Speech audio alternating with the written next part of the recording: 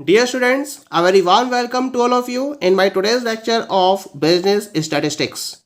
In today's lecture, we will discuss upon the topic graphs of frequency distribution. जैसा कि previous lecture में graphs of frequency distribution के under में हमने इसके दो टाइप्स यानी कि हिस्टोग्राम्स और फ्रीक्वेंसी पॉलीगन को डिस्कस किया था। आज के लेक्चर में हम इसके बाकी के दो और टाइप्स डिस्कस करेंगे, जिसमें से third one is smoothed frequency curve. तो क्या होता है smoothed frequency curve? A smoothed frequency curve can be drawn through the various points of the polygon. The curve is drawn freehand in such a manner that the area included under the curve is approximately the same as that of the polygon. The object of drawing a smoothed frequency curve is to eliminate as far as possible accidental variations that might be present in the data. For drawing a smoothed frequency curve, it is necessary to first draw the histogram, then a polygon, and then smooth it out. यानी कि पहले तो मैं बात करूंगा आपसे कि smoothed frequency curve को ड्रॉ किस तरीके से किया जाता है। तो एक स्मूथेड फ्रीक्वेंसी कर्व को ड्रॉ करने के लिए सबसे पहले तो आपको हिस्टोग्राम को ड्रॉ करना होता है। हिस्टोग्राम को ड्रॉ करने के बाद फिर आप पॉलीगन को ड्रॉ करते हैं और पॉलीगन को डिफाइन करने के बाद फिर आप इसको स्मूथेड फ्रीक्वेंसी कर्व के बेसिस पर प्रॉपर्ली स्मूथ कर देते हैं और इस तरीके से ये स्मूथेड फ्रीक्वेंसी कर्व आपको ऑब्टेन हो जाता है।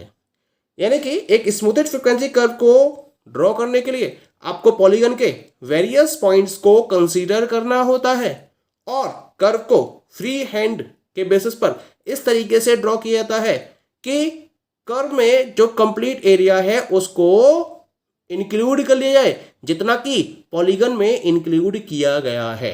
तो अप्रॉक्सीमेटली उतना एरिया इंक्लूड किया जाता है और इसको फ्री हैंड के बेसिस पर ड्रॉ किया जाता है। ऑब्जेक्ट क्या है? स्मूथेड फ्रीक्वेंसी कर्व को ड्रॉ करने का मेन ऑब्जेक्ट होता है कि जो भी पॉसिबल एक्सीडेंटल वेरिएशंस होते हैं डेटा के अंदर प्रेजेंट उनको एलिमिनेट करना। This is the main objective of this particular curve. That is clear to all of you. अब हम बात करेंगे about the points that should be considered while smoothing a frequency curve. यानी जब आप एक फ्रीक्वेंसी कर्व को स्मूथ करना चाहते हो तो उसके लिए आपको कुछ पर्टिकुलर पॉइंट्स को कंसीडर करना जरूरी है। क्या क्या पॉइंट्स ध्यान रखने हैं? पहला पॉइंट है इसके अंदर only frequency distributions based on samples should be smoothed. यानी कि जो फ्रीक्वेंसी डिस्ट्रीब्यूशंस सैंपल्स पर बेस्ड हैं केवल उन्हीं को स्मूथेड किया जा सकता है। दूसरा पॉइंट है इसके अंदर केवल कॉन्टिन्यूस सीरीज को ही स्मूथनेस प्रोवाइड की जा सकती है। यानी कि अगर कॉन्टिन्यूस सीरीज नहीं है तो उसे आप स्मूथेड फ्रीक्वेंसी कर्व के बेसिस पर डिफाइन नहीं कर सकते हो। और लास्ट पॉइंट क्या कंसीडर करना है यहाँ पर? The total area under the curve should be equal to the area under the original histogram और पॉलीगन। यानी कि जितना एरिया ओरिजिनल हिस्टोग्राम या पॉलीगन में कवर्ड किया गया है उतना ही total area smoothed frequency curve के द्वारा कवर किया जाना चाहिए।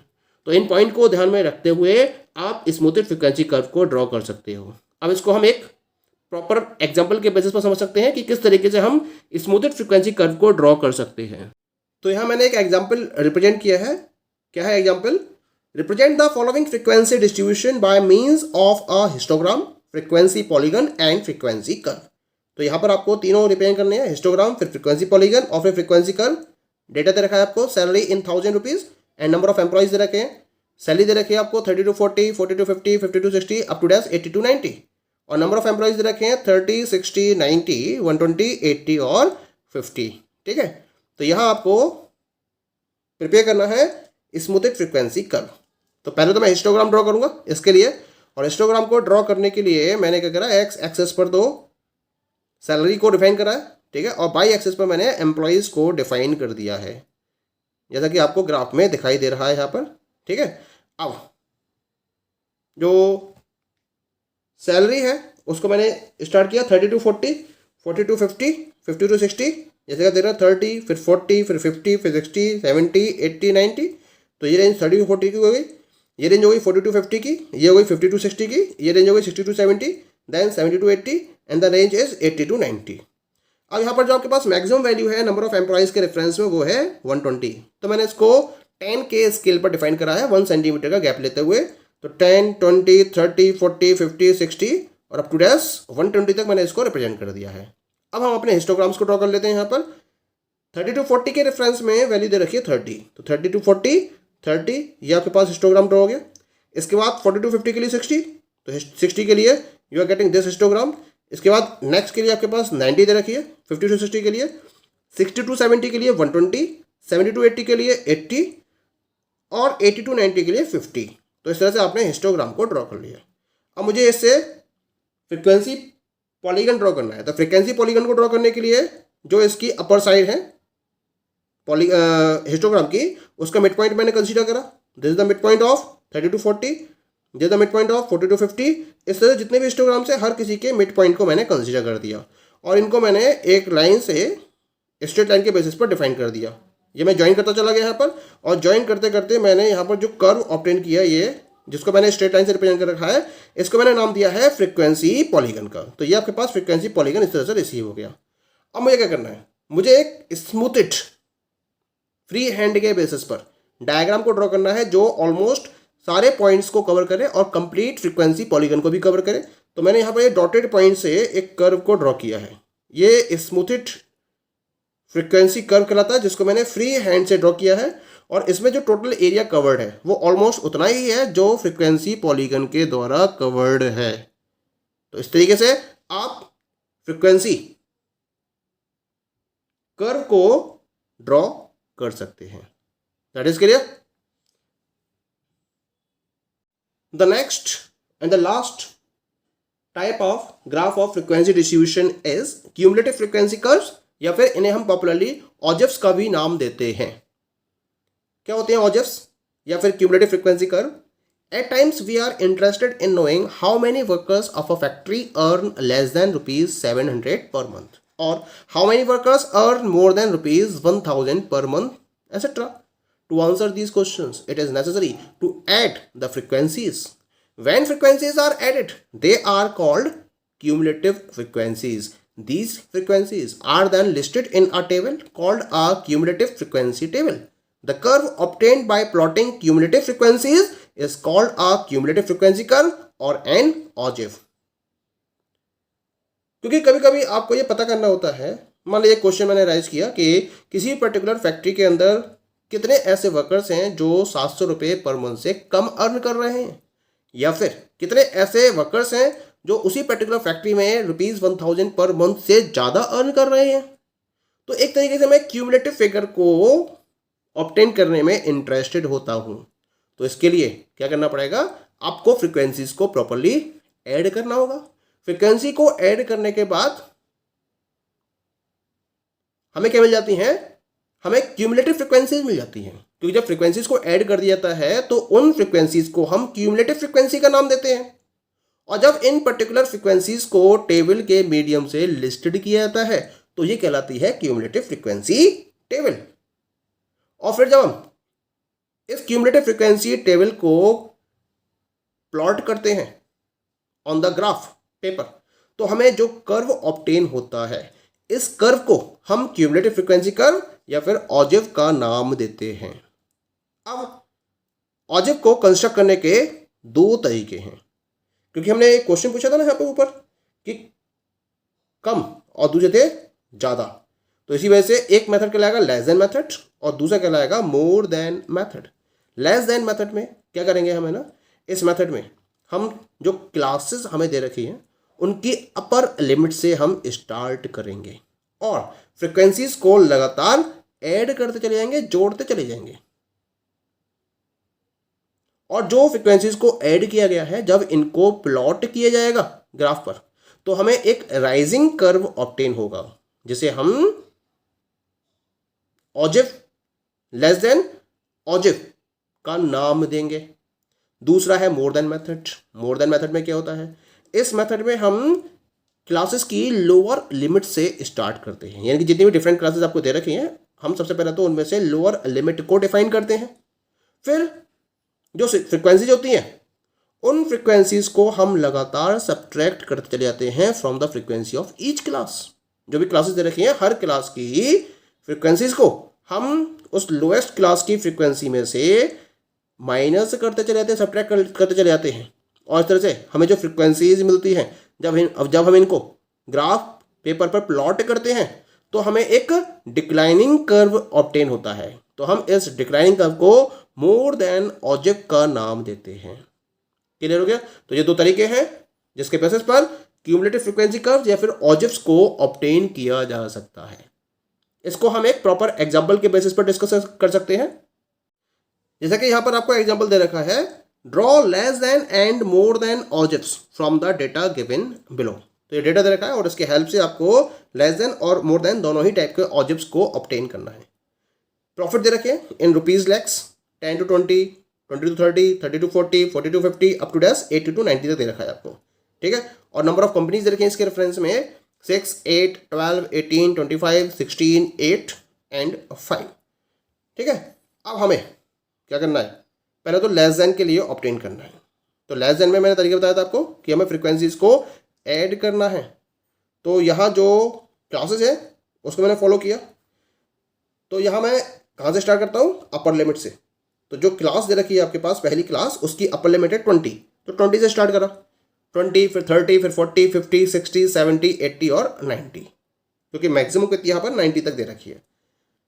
अब 20 की बात करते हैं, लेस देन 20। तो लेस देन 20 का मतलब हो गया इसमें फ्रीक्वेंसी काउंट होगी 6 की।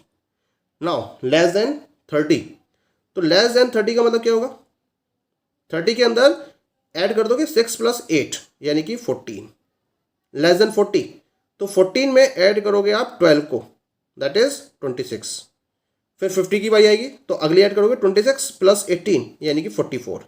अगले में क्या क्या करोगे, 44 + 25 यानी कि 69, 69 + 16 यानी कि 85, 85 + 8 यानी कि 93, 93 + 5 यानी कि 98। तो इस तरह से आपके पास लेस देन ऑब्जेक्ट के रेफरेंस में ये टेबल ऑब्टेन हो गई, जिसे हम less than cumulative frequency table का नाम देंगे। क्लियर हो गया? अब हम बात करते हैं मोर देन की। मोर देन हम कहाँ से स्टार्ट करते हैं, जो दी हुई क्लास है उसकी लोअर लिमिट से, और उसकी लोअर लिमिट कितनी है, 10। तो अगली 20, फिर 30, 40, 50, 60, 70 और ये 80 तक ही जाएगा, क्योंकि मुझे लोअर लिमिट लेनी है सबकी, और इसकी लोअर लिमिट कितनी है, 80। क्लियर हो गया? अब क्या करना है, मुझे फ्रिक्वेंसी देखनी है। तो यहाँ पर मोर देन 10 है, तो मोर देन 10 का मतलब हो गया जो टोटल होगा इसका 98, वो यहाँ कंसीडर होगा, क्योंकि 98 मोर देन 10 की कंडीशन को सेटिस्फाई करेगा। अब जो फ्रिक्वेंसीज हैं उनको मुझे यहाँ माइनस करते चले जाना है। ठीक है,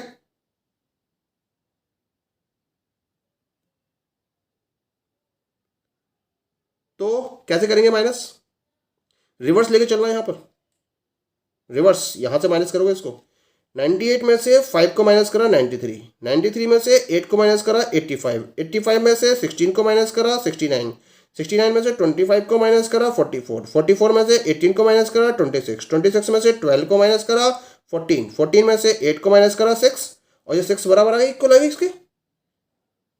तो इस तरह से हमारे पास ये मोर देन ऑब्जेक्ट के रेफरेंस में टेबल ऑब्टेन हो जाती है। इसे हम बोलेंगे more than cumulative frequency table. अब मुझे इन दोनों को एक साथ ड्रॉ करना है, चाहे तो आप अलग अलग भी ड्रॉ कर सकते हैं, लेकिन मैंने for the sake of convenience इसको एक ही पॉइंट पर रिप्रेजेंट किया, जिससे कि आप प्रॉपर्ली इसको कंपेयर भी कर सके और इसको प्रॉपर्ली एनालाइज भी कर सके। ठीक है, तो यहाँ मैंने एक्स एक्सिस पर तो क्लासेस को डिफाइन किया है, यानी कि प्रॉफिट्स को डिफाइन करा है, और बाई पर मैंने नंबर ऑफ कंपनीज को डिफाइन किया है। तो नंबर ऑफ कंपनीज में जो मैक्सिमम वैल्यू है वो आई आपके पास 98। तो मैंने इसको 10 के स्केल पर 100 तक डिफाइन कर दिया, 1 सेंटीमीटर का डिफरेंस से। और यहाँ मैंने 10, 20, 30, 40, 50, 60, 70, 80 और 90 तक इसको डिफाइन कर दिया है। क्लियर हो गया यहाँ तक? अच्छा, ये तो हमारे पास पैरामीटर ड्रॉ हो गया, स्केल ड्रॉ हो गया। अब मुझे कर्व को डिफाइन करना है। तो पहले हम बात करेंगे about the less than. Less than में